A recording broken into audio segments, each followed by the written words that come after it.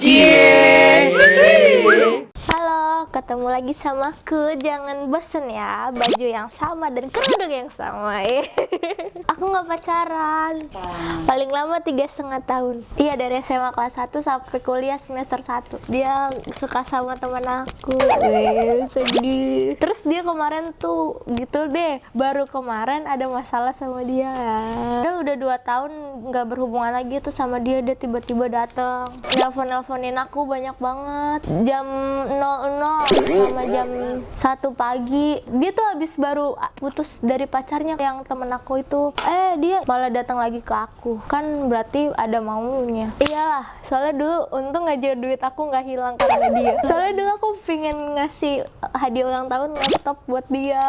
Tuh, sampai udah survei ke tempat laptopnya di dekat Bundar, berdua kakaknya. Pokoknya apapun kesukaannya dia tuh aku bikinin. Dia suka makaroni, aku bikinin. Dulu aku merasa itu perjuangan, sekarang aku merasa itu kebodohan. Iya, bego banget. Dulu kan aku belum pernah pacaran sama dia doang. Sampai sekarang tuh kalau misal teman-teman aku juga pada, kalau misalkan dia masih ngubungin aku kan, terus temen aku tahu, iyalah siapa sih cewek yang mau ngasihin laptop buat cowok, ya datang terus lah dia.